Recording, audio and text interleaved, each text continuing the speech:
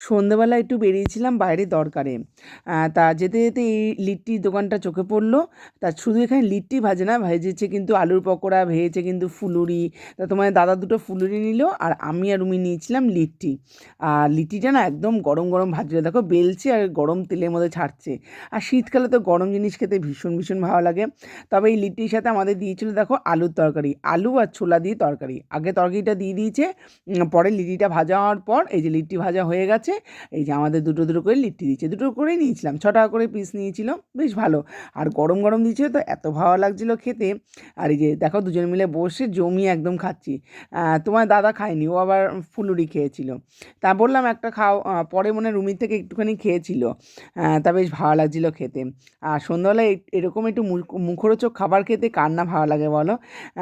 তা চলো, তোমাদের ভিডিওটা কেমন লাগলো অবশ্যই জানাবে। তা আজকের মতো সবাইকে টাটা।